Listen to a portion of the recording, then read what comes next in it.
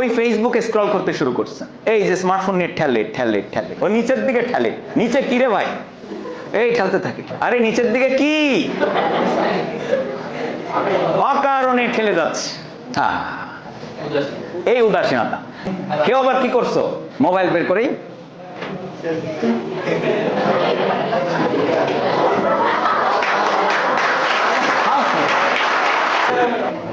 এইভাবে জীবন যদি ময়ে ময়ে করে ফেলেন, তারপরে ক্যারিয়ারের কি হবে, টাকা পয়সার কি হবে, ময়ে ময়ে, ব্যাংক ব্যালেন্সের কি হবে, আর পড়াশোনার, মা বাবার সেবা যত্ন করার, বিয়ে করার। তাহলে লাইফ সম্পর্কে সচেতনতা একটা বড় ফ্যাক্টর। এটাই আপনাকে কেবল বাঁচাতে পারে এইসব জায়গা থেকে। দ্রুত বেঁচে আসুন, দ্রুত নিজেকে ফিরান, নাইলে শেষ আপনি। আপনি যে ঘন্টার পর ঘন্টা সিনেমা দেখেন, লাভ কি? কি পাচ্ছেন আপনি বলেন তো?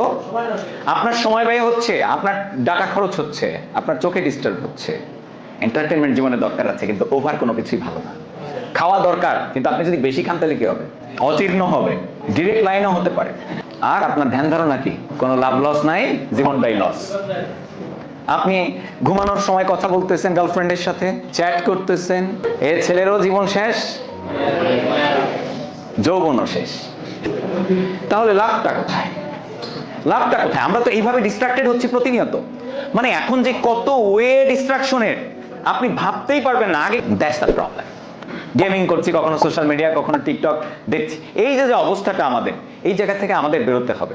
তাহলে আপনারা কি এবার বুঝতে পেরেছেন আমার মোটিভেশনাল সেশন কেন আপনাদের জন্য কাজ করবে না? এবং আপনারা ডিসিশন নেন না, তারা ডিসিশন নিয়েও কেন আপনি ডিসিশনকে ধরে রাখতে পারেন, এর কারণটা কি বুঝতে পেরেছেন?